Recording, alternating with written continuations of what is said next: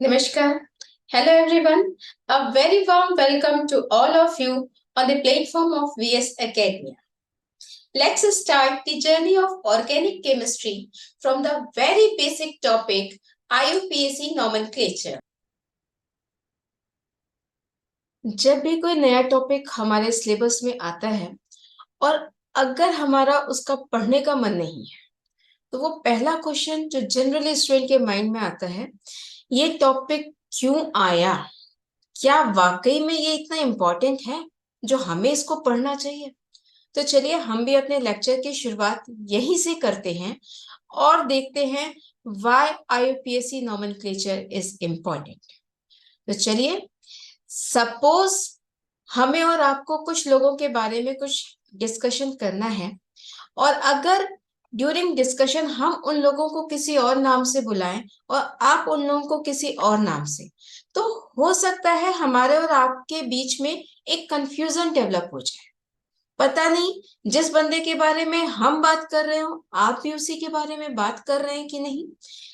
हमारी सोसाइटी में तो ये कंफ्यूजन दूर होता है अगर हम उनके ऑफिशियल नेम लेके बात करें तो। In the same way compounds की दुनिया में ये कंफ्यूजन दूर होता है जब हम उनको उनके आईयूपीएससी नोमेनक्लेचर से बुलाते हैं।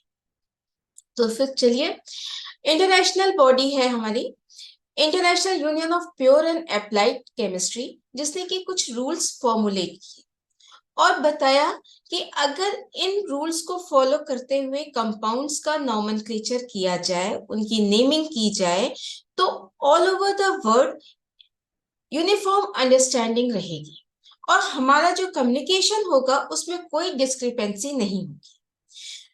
तो फिर आइए अब हम देखते हैं कि छोटे छोटे पार्ट्स में इसे हम कैसे समझ सकते हैं। तो सबसे पहले अगर हम किसी कंपाउंड का स्ट्रक्चर देखें तो जनरली उसमें तीन चीजें हमें दिखाई देती हैं।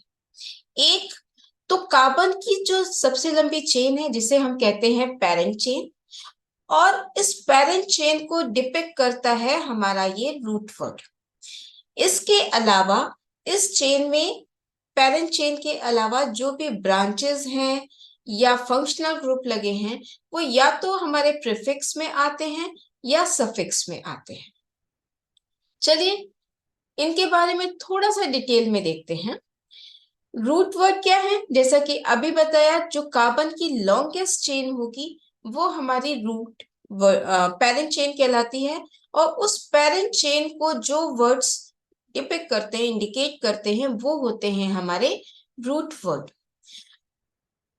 कार्बन के जो 1 से 4 कार्बन की चेन होती है उनके जो रूट वर्ड होते हैं वो स्पेशल नेम होते हैं और C5 ऑनवर्ड जो नेम होते हैं वो ग्रीक नंबर से डिराइव्ड होते हैं।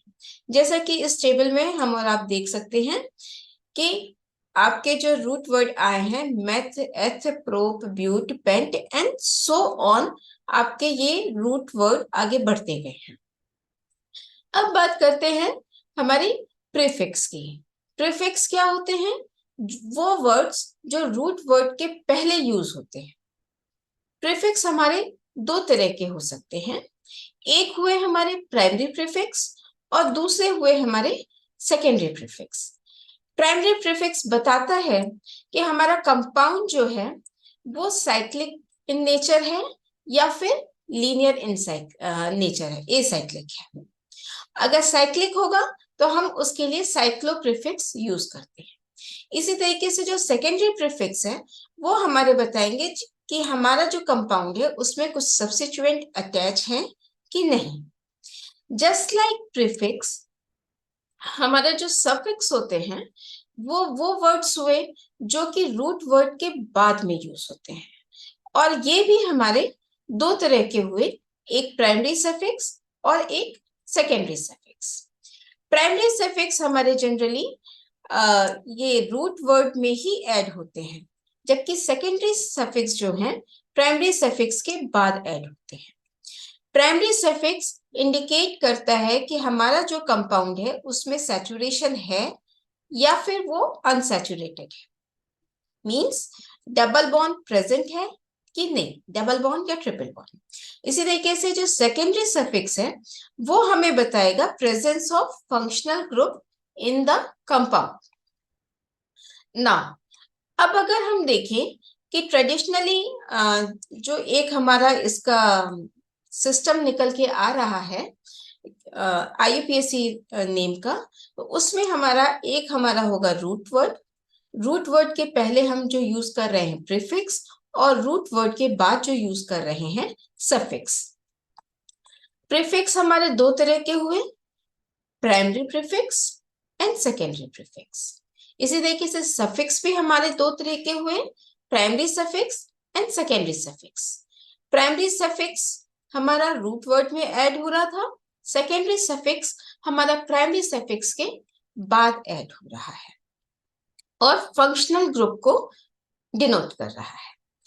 अगर इन प्रीफिक्स और सफिक्स में जो मॉइटीज हमारी यूज हो रही हैं उनको अगर हम कैटेगराइज करना चाहें तो तीन ग्रुप में उनको हम कैटेगराइज कर सकते हैं। ग्रुप ए जिसमें वो मॉइटीज होंगी जो कि as a prefix, just a minute,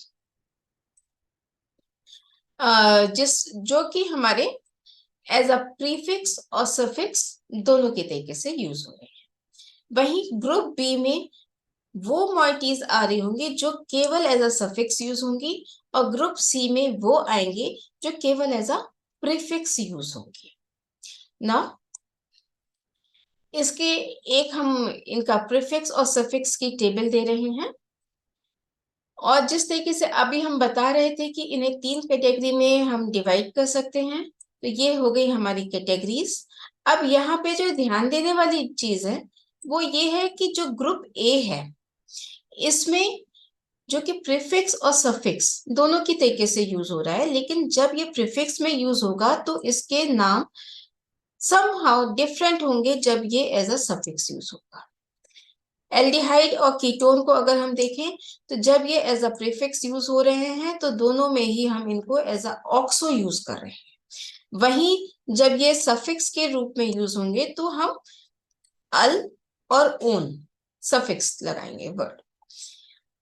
एक चीज और जो यहाँ पे ध्यान देने वाली है वो है हमारा प्रायोरिटी, कि कौन सा ग्रुप जो है किस प्रायोरिटी पे है। जो हाई प्रायोरिटी वाला होगा वही ग्रुप हमारा जो पेरेंट चेन होगी उसमें कंसीडर होगा। बाकी जो लोअर प्रायोरिटी वाले ग्रुप्स हैं वो हमारा एज अ प्रीफिक्स यूज होंगे। ना अब हम क्या करते हैं कि चीजें हमें पता चल गई, अब वो स्टेप्स देखते हैं कि हम किसी भी कंपाउंड की नेमिंग कैसे कर सकते हैं, किन स्टेप में कर सकते हैं। तो फर्स्ट स्टेप हमारा हुआ सिलेक्शन ऑफ पेरेंट चेन। ना पेरेंट चेन के सिलेक्शन के बाद हम क्या करेंगे, रूट वर्ड असाइन करेंगे पेरेंट चेन के लिए कि क्या रूट वर्ड होना चाहिए। After that primary suffix use करेंगे कि उस कंपाउंड में सैचुरेशन है कि अनसैचुरेशन है, और अकॉर्डिंग टू दैट हमारा रूट वर्ड आपका आएगा, उसमें सफिक्स हमारा जो होगा वो रूट वर्ड में ऐड हो जाएगा। प्राइमरी सफिक्स के बाद अगर हमारे कंपाउंड में फंक्शनल ग्रुप प्रेजेंट है तो हम सेकेंडरी सफिक्स ऐड करेंगे। अब क्या बचा, अब हमारा बचा है प्रीफिक्स। तो प्रीफिक्स आपका जो नेम होगा IUPAC नेम, उसमें आप अल्फाबेटिकल ऑर्डर में रूट वर्ड के पहले आप ऐड कर देंगे। ये तो हो गए स्टेप्स कि किस स्टेप में हम नेमिंग करेंगे। अब इनके राइटिंग के भी अपने कुछ रूल्स होते हैं, वो रूल्स हम देख लेते हैं। इन जनरल जब भी हम कुछ राइट करते हैं तो दो वर्ड के बीच में स्पेस रहता है, लेकिन यहाँ पे IUPAC सिस्टम में जब हम नेमिंग करते हैं तो विदाउट स्पेस होना चाहिए, यानी whole number is written as a single word. Second thing, अगर आपके नेम में नंबर्स हैं तो numbers are separated by comma, like 2, 3. Numbers and letters, they are separated by hyphen, like here. Now next thing is, अगर एक से ज्यादा same type of substituent present होंगे तो हम प्रीफिक्स यूज करेंगे, di, tri, tetra etcetera and so on. लेकिन अगर सब्स्टिट्यूएंट में अपने से ही डाई, ट्राई जैसा टर्म है तो हम वहां पे di, tri as a prefix नहीं यूज करेंगे, उसकी जगह बिस, ट्रिस इस तरह के प्रीफिक्स यूज करेंगे। एंड इन द लास्ट, अगर ये जो हमारे कंपाउंड्स साइड चेन में जो ग्रुप्स जुड़े हुए हैं इनका नेचर अलग अलग है तो हम इनको alphabetically along their position mention करेंगे रूट वर्ड के पहले। अब हम कुछ एग्जाम्पल देखते हैं। तो जो हमने ग्रुप ए बी सी देखे हैं उसी के अकॉर्डिंग हम एग्जाम्पल भी देखते हैं और सीखते हैं कि कैसे हम नेमिंग कर सकते हैं। तो सबसे पहले हम सी ग्रुप ले रहे हैं जिसमें कि एल्केन और साइक्लोएल्केन है और वो एज अ सब्स्टिट्यूएंट यूज होते हैं केवल। ना जल्दी से इनकी जो स्टेप्स हैं उनको रिवाइज कर लेते हैं हम। फर्स्ट स्टेप है find the longest continuous carbon chain. Then second step क्या हुआ, direction of numbering. Direction of numbering is such that the position of the first substituent is the smaller number। मतलब जिस direction से substituent को side chain को smallest number मिल रहा होगा, पोजीशन नंबर, उधर से हम इसकी नंबरिंग स्टार्ट करेंगे। After that determine the name and position of each substituent. Then identify the number of identical substituent and indicate them by the prefix di, tri, tetra, etc. And in the last, arrange all the substituent with their position number in alphabetical order. Now, अब एक example देखते हैं। Suppose ये हमारा एक compound है। अब इस कंपाउंड में क्या है, यहाँ पे ये जो ग्रुप लगे हैं ये सब हम मान के चल रहे हैं कि ये हमारे प्रीफिक्स में आ जाएंगे। तो हमारा जो नंबरिंग है वो हमारी यहाँ पे पेरेंट चेन हमने इसको कंसीडर किया। अब अगर हम इसकी नंबरिंग देखते हैं तो नंबरिंग हमारी क्या हो गई, 1 2 3 4 5 6 एंड 7, यानी कि ये 7 कार्बन कंपाउंड हुआ। अब क्या इसकी नंबरिंग किसी और तरीके से भी हो सकती है ताकि पेरेंट कंपाउंड 7 से ज्यादा हो सके?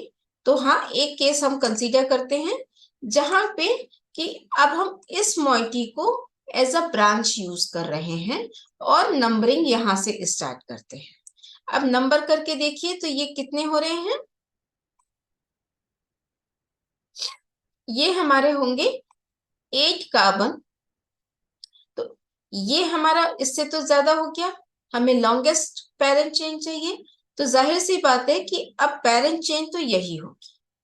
अब क्या बचा, डायरेक्शन, कि नंबरिंग इधर से शुरू होगी या फिर इस डायरेक्शन से शुरू होगी, एक ये भी ऑप्शन हो सकता है।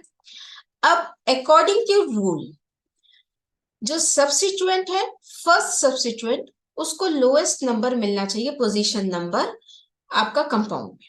तो इधर से अगर हम देखते हैं तो ये हमारा फर्स्ट सब्स्टिट्यूएंट है और इसको नंबर मिल रहा है 2, जबकि अगर हम इसको देखें तो यहाँ पे ये 4 नंबर पे है। तो इस वजह से ये वाला जो नंबर सिस्टम होगा नंबरिंग का, ये हमारा मोस्ट करेक्ट आपका हुआ।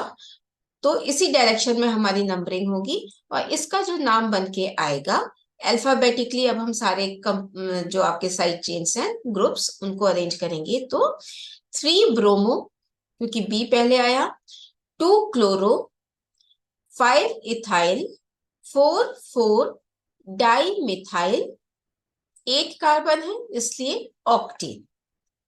आई होप ये सब कुछ क्लियर हो गया होगा। नाउ अब सेकेंड ग्रुप की तरफ हम चलते हैं, ग्रुप बी, जिसमें कि मॉइटीज केवल एज अ सफिक्स यूज हो रही है। तो इसमें कौन कौन से आ गए ग्रुप हमारे, एल्कीन एंड एल्काइन। रूल्स हमारे वैसे ही हैं जैसे इन जनरल थे। फर्स्ट हमारा क्या है, कि हमें पैरेंट चेन आइडेंटिफाई करनी है जिसमें कि कार्बन कार्बन डबल बॉन्ड हो या फिर ट्रिपल बॉन्ड हो। देन हमको number the carbon chain in that way so that the carbon carbon double bond और triple bond get the lower position number.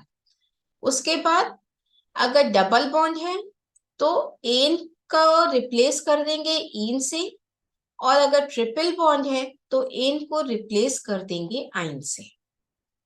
Is that clear to all? Now one thing more कि alkene के case में आप हो सकता है कि compound में ज्योमेट्रिकल आइसोमेरिज्म भी हो, तो उस केस में हम सिस ट्रांस या E Z as a prefix use करेंगे। अब इसका एक एग्जांपल देखते हैं। जैसे ये एक हमारा कंपाउंड है, तो अगर ये आपको टेबल्स याद हो तो हमारा फ्लोरीन किस में आ रहा था? हेलोजन।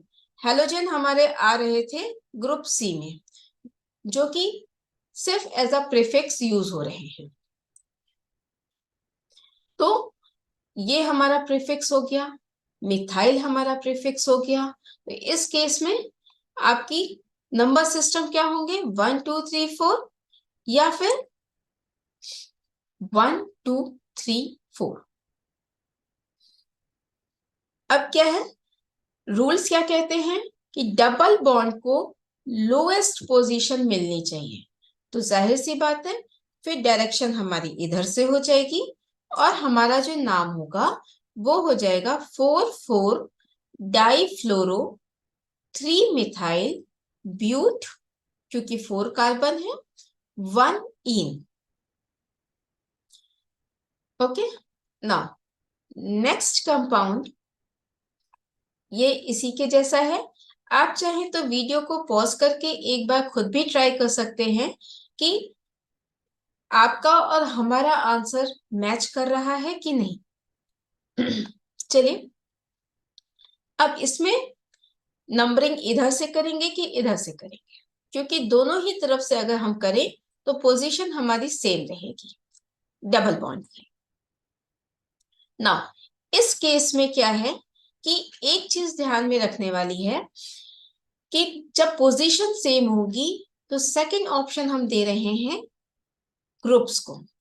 हम उस डायरेक्शन में नंबरिंग करेंगे जिस डायरेक्शन में ये जो ग्रुप्स हैं उनको लोएस्ट पोजीशन मिलेगी। तो इसके अकॉर्डिंग क्या हुआ हमारा, ये वाली जो डायरेक्शन है ये हमारी सही डायरेक्शन हुई और कंपाउंड का नाम क्या हो गया? 1,1 डाइब्रोमो 2 मिथाइल ब्यूटा 1 3 डाइइन। यहाँ पे एक चीज ध्यान देने वाली है कि हमने कहा ब्यूटा, ब्यूट नहीं कहा। तो ये थोड़ी सी चीज याद रखिएगा कि अगर एक से ज्यादा डबल बॉन्ड्स या ट्रिपल बॉन्ड हैं तो ए आपका ऐड हो जाएगा। उस केस में ए एन ई ना रिप्लेस होके केवल एन ई रिप्लेस हो रहा है। ठीक है, नया नेक्स्ट कंपाउंड है हमारा ये, इसमें डबल बॉन्ड भी है ट्रिपल बॉन्ड भी है। अब रूल क्या कहते हैं कि जो बॉन्ड एंड की तरफ होगा, कंपाउंड में एंड की तरफ होगा, या जिसको कहिए लोअर पोजीशन मिल रही होगी, वहां से आप नंबरिंग स्टार्ट करेंगे। तो आपकी नंबरिंग कहां से स्टार्ट हो रही है? इस डायरेक्शन से 1 2 3 4 5। रूट वर्ड क्या हुआ हमारा? 5 यानी पेंट। तो आपका हो गया पेंट 3 इन 1 आइन। ओके, यहां पे क्या है कि एक चीज ध्यान में देने वाली है कि हमने इन में पूरा इन नहीं लिखा है। क्यों? क्योंकि यहाँ पे आइन भी ऐड हुआ है, तो ई एन ई का जो ई है लास्ट वाला वो रिप्लेस हो गया है इस सेकंड सफिक्स से। ओके, तो नेक्स्ट हमारा जो कंपाउंड है, अब ये यहाँ पे देखिए क्या है कि ट्रिपल बॉन्ड और डबल बॉन्ड दोनों को सेम पोजीशन मिल रही है, ये भी 1 पे है और ये भी 1 पे है। इस केस में जो ध्यान देने वाली चीज है कि अगर पोजीशन दोनों की सेम होगी तो नंबरिंग के लिए आप डबल बॉन्ड को प्रायोरिटी देंगे। ओके, तो नाउ इस केस में हमारा जो नेम बन रहा है वो बन रहा है पेंट 1 इन 4 आइन। ओके, अब हमारा बचता है लास्ट ग्रुप यानी ग्रुप ए, जिसमें वो मॉइटीज थी जो एज अ सफिक्स और प्रीफिक्स दोनों की तरीके से ही यूज हो रही है। जल्दी से इनके रूल एक बार हम रिवाइज कर लेते हैं। फर्स्ट स्टेप हमारा सेम कि लॉन्गेस्ट पेरेंट चेन आइडेंटिफिकेशन, जिसमें कि हाईएस्ट प्रायोरिटी फंक्शनल ग्रुप। उसके बाद number the carbon chain in that way so the highest priority functional group gets the lowest possible position number.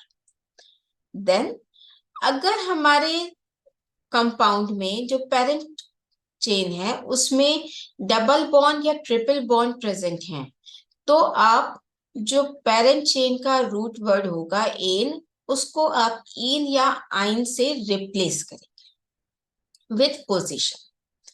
Next step, अगर हमारे compound में functional group भी present है तो आप जो पेरेंट चेन का रूट वर्ड होगा उसका जो लास्ट का ई होगा, आप उसको रिप्लेस कर देंगे with the suffix of highest priority functional group. अब हमारा लास्ट में क्या बचा? प्रीफिक्स। जितने भी सब्स्टिट्यूएंट हैं जो सी ग्रुप के हैं या फिर ए ग्रुप के functional groups with lower priority, वो आपके एज अ प्रीफिक्स यूज होंगे और अल्फाबेटिकल ऑर्डर्स में अरेंज होंगे with their position before the root name. तो चलिए अब इसके भी एग्जाम्पल हम देखते हैं। फर्स्ट हमारा है, अब अगर आपको ये टेबल याद हो तो हमें पता है कि ये जो आपका आया है एल्कीन और एमीन, तो एमीन जो है वो हमारा हाई प्रायोरिटी पे है, इसलिए यहाँ पे हम एमीन को मेन फंक्शनल ग्रुप के उसमें देखेंगे। ठीक, तो इस कंपाउंड की जो नंबरिंग हुई वो हो गई 1 2 3 4, क्योंकि एमीन को हमको लोएस्ट नंबर देना था पोजीशन। एक चीज और जो यहाँ पे देखने वाली है वो ये है कि एमीन में जो एमीन है ये हमारी सब्स्टिट्यूटेड है, तो जो ग्रुप आपके एमीन में लगे हुए हैं ये एज अ प्रीफिक्स यूज होंगे। तो अब हमारा इसका नाम क्या हो गया? N N dimethyl but 3 ene 2 amine. Is that clear? Now, next compound, आप चाहे तो इसको एक बार ट्राई करके देखिए कि बहुत आसान है। मेरे ख्याल से आप सभी लोग इसका नाम लिख लेंगे। नंबरिंग इसकी हम कहां से करेंगे? इस डायरेक्शन से। क्यों?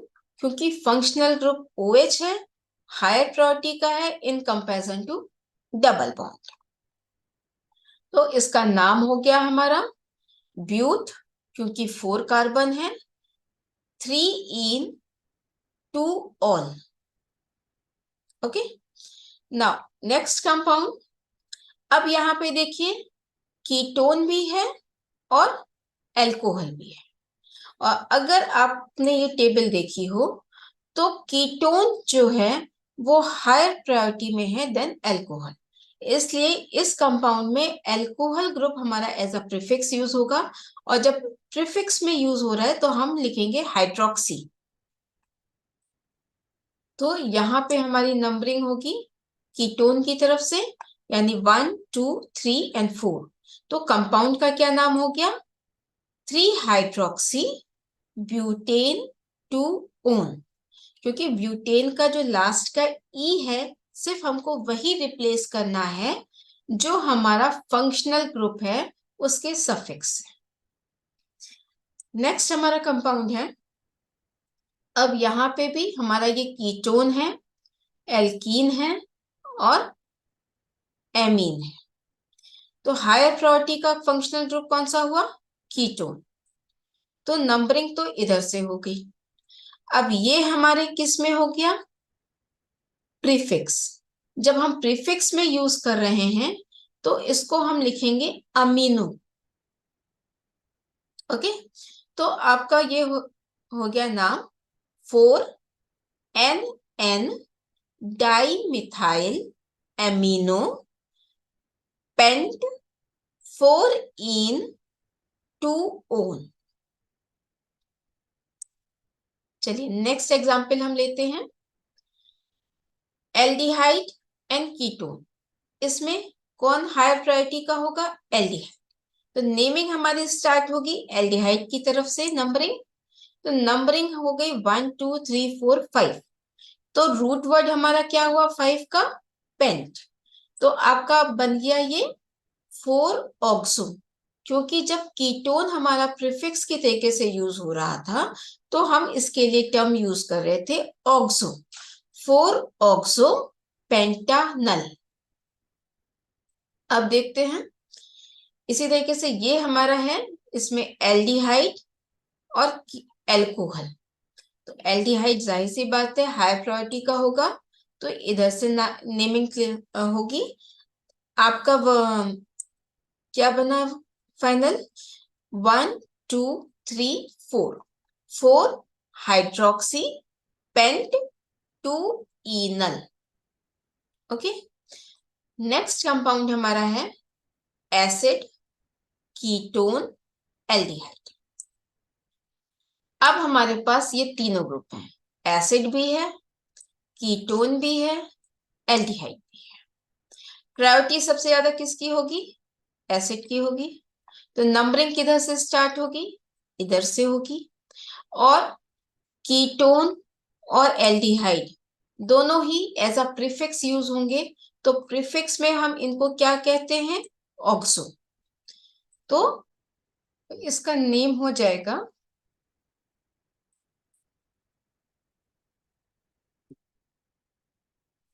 2-मिथाइल 3,4 dioxo butanoic acid. Now, next example is this. Acid है, एसिड की डायरेक्शन से हम नेमिंग स्टार्ट करेंगे। तो पोजीशन हमारा हो जाएगा 1 2 3 4। फिनाइल ग्रुप और एमीन ग्रुप ये हमारा एज अ प्रीफिक्स यूज हो रहे हैं। तो आपका क्या बन जाएगा? 3 एमिनो 4 फिनाइल ब्यूटानोइक एसिड।